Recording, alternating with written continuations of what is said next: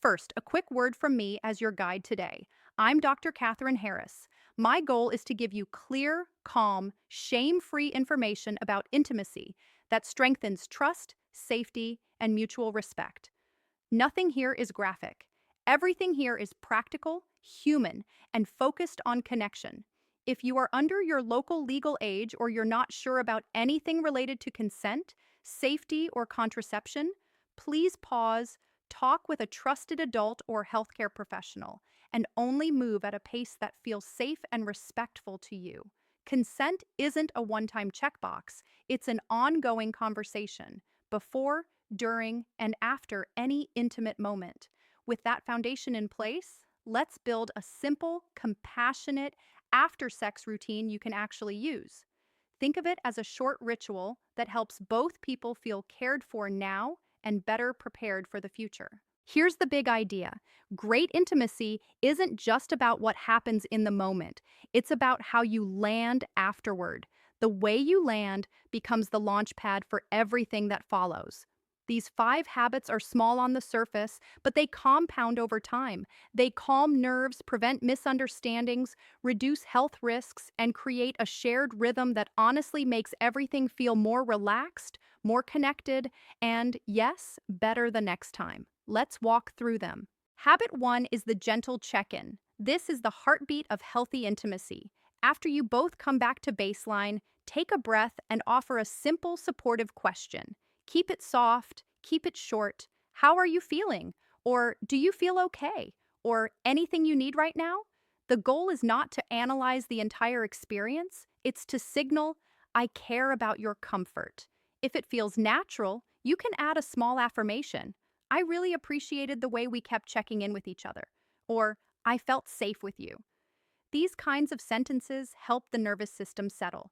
They also close the loop on consent by confirming that both people still feel okay, respected, and emotionally steady. If you sense your partner is quiet or unsure, resist the urge to fill the space with explanations. Offer presence. No rush to talk. I'm here. It's amazing how healing a non-judgmental pause can be. A helpful tool inside Habit 1 is the 2-word check-in. Each person shares 2 words for their current state, maybe tired, content, or happy, thirsty.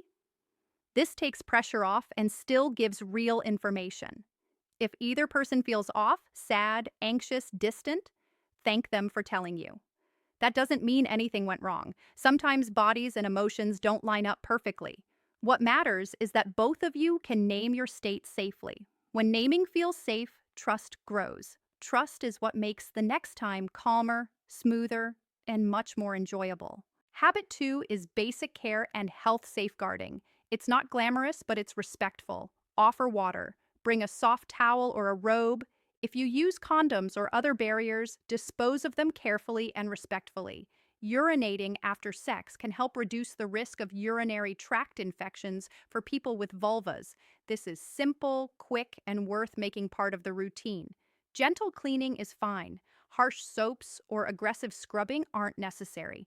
If any products or toys were used, wipe them down according to manufacturer guidance and let them dry. Clean tools support safer experiences in the future. If contraception is relevant to you, know your plan and your timing. Don't guess. Clarity reduces anxiety. If something didn't go as planned, like a broken condom, seek accurate local guidance promptly.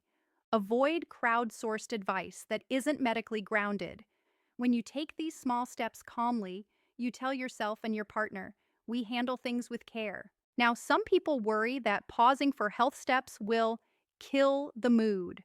In real life, care is the mood. Safety takes pressure off the nervous system. Pressure down, pleasure up.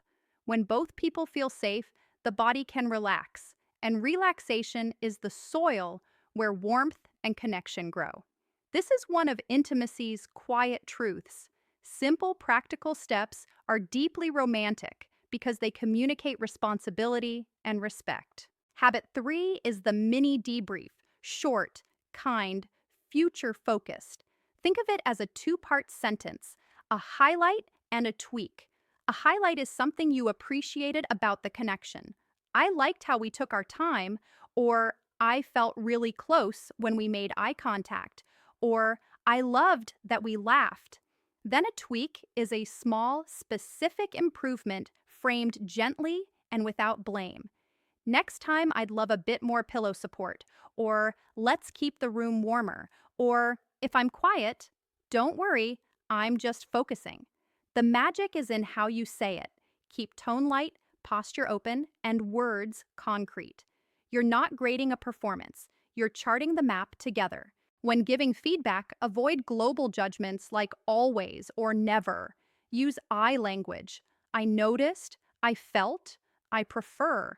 If your partner offers you a tweak, thank them and resist the reflex to explain yourself. The goal isn't self defense, it's understanding. You can always return to the conversation later, but in the immediate afterglow, brevity is kindness. A 60-second mini debrief is enough to keep you aligned and reduce overthinking. Overthinking is where doubt grows. Clarity is where confidence grows. If either of you has a sensitive topic, like feeling emotionally low after intimacy or needing a firmer boundary, set a time to talk in a calm moment, separate from the bedroom setting. Could we chat tomorrow afternoon for 10 minutes about how to make our routines feel even better? That line prevents heavy topics from hitchhiking on a vulnerable moment. The biggest relationship leaps happen when you learn to place conversations where they belong, gently, deliberately, and at the right time. Habit 4 is the mind-body reset. Even positive experiences can leave the nervous system revved up. A tiny reset helps you both land peacefully. Think of 3 layers: breath, comfort, and rest. For breath, try this simple pattern. Inhale comfortably through the nose, hold for a beat, then extend the exhale slightly longer than the inhale. Longer exhales tell the body, we're safe. Do 4 to 6 rounds together. You don't need special names or fancy counts. The principle is what matters. Easy in, slower out. For comfort, adjust the environment. Dim the lights a bit, change the sheets, or add a blanket if you're cooling down. Put your phone on silent and sip water. If anyone's muscles feel tight, you can stretch casually. Neck rolls, shoulder shrugs, a gentle lower back stretch on the floor, or simply changing positions to reduce pressure points. No need for a full routine. Tiny, intuitive movements are enough. Your body will tell you what feels good if you listen without forcing. For rest, give yourselves permission not to rush into tasks or conversation. Some people love to cuddle. Others prefer parallel closeness, lying side by side, reading quietly, or simply breathing together. Both are valid. Choose what genuinely feels soothing. If either person needs space, normalize that and make space feel caring. I'm going to take a quick shower and then I'd love to sit together. Space with reassurance deepens trust. Remember, closeness is not measured by inches, it's measured by respect. Habit 5 is the plan for next time: gentle, concrete, and collaborative. This is where you turn insight into improvement. Keep it small and doable. Maybe you agree to set aside an evening with fewer distractions. Maybe you make a comfort kit: tissues, water, a soft towel, a clean shirt, lip balm.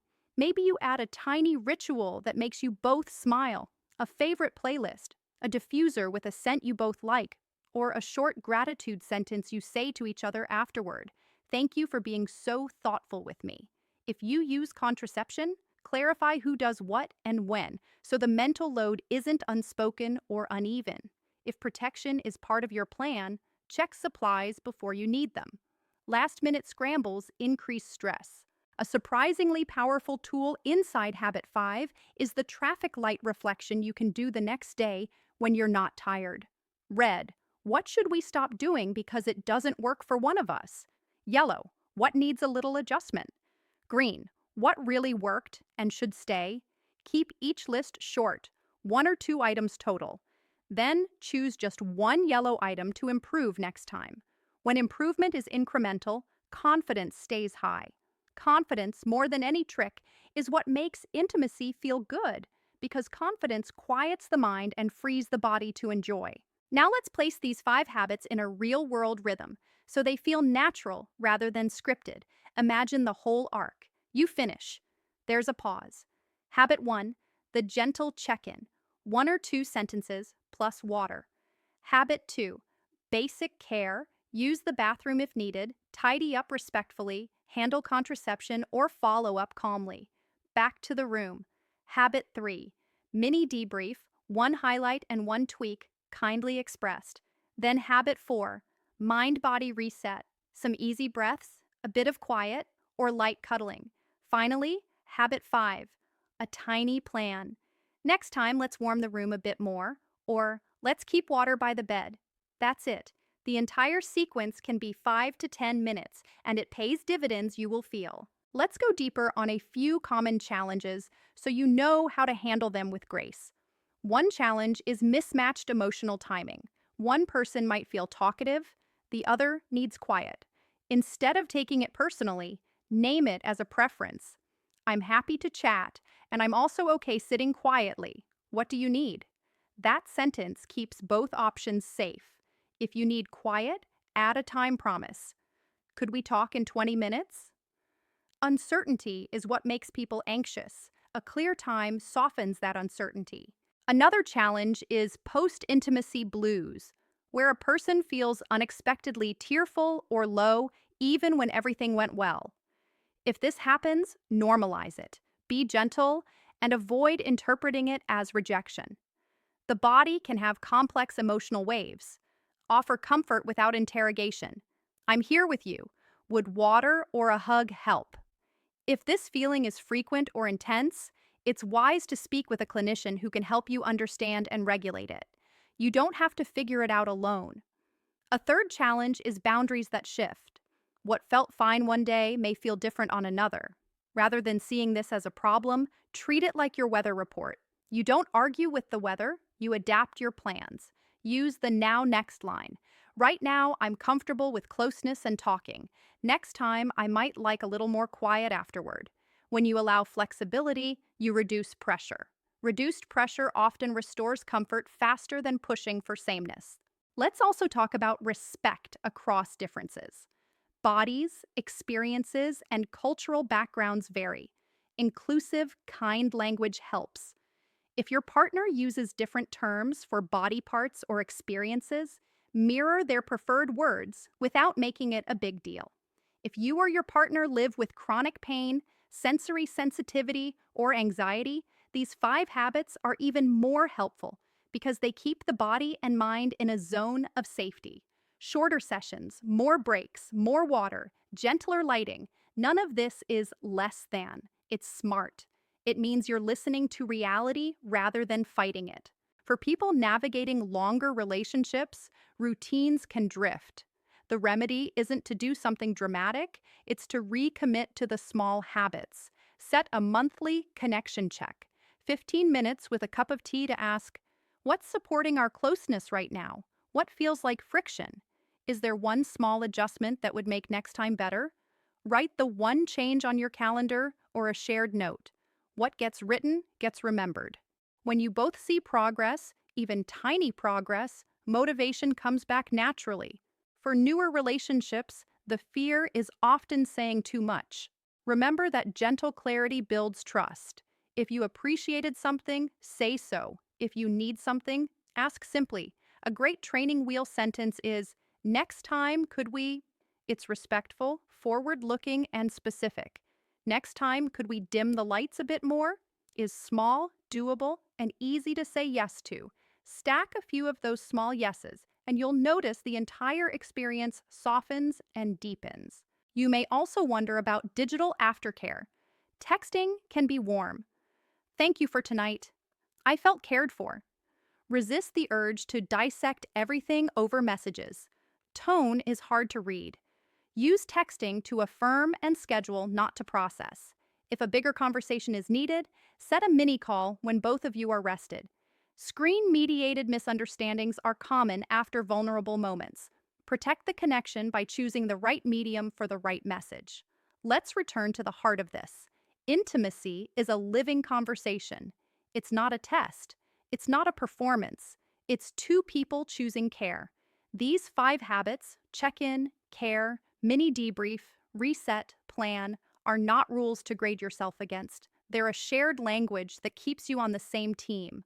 On the same team, everything is easier. Conflict softens, feedback lands, and nerves quiet down.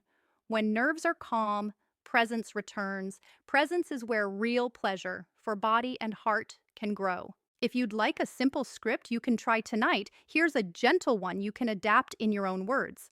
Afterward, ask, "How are you feeling?" Offer water. If relevant, take a moment for health steps. Back together, say one highlight. Then ask, "Is there one small thing that would make next time even better?" Agree on one tiny adjustment. Breathe together for 6 slow breaths. End with, "Thank you for taking care of me," or any gratitude that feels true. Then rest, quietly, warmly, without pressure to be anything other than human. As we close, I want to emphasize something most people never hear. You are not supposed to know everything. You're supposed to learn together.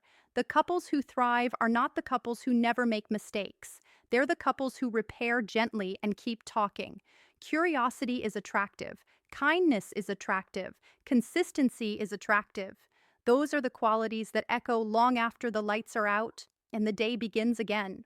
I'll leave you with a compact checklist you can screenshot and keep. 1.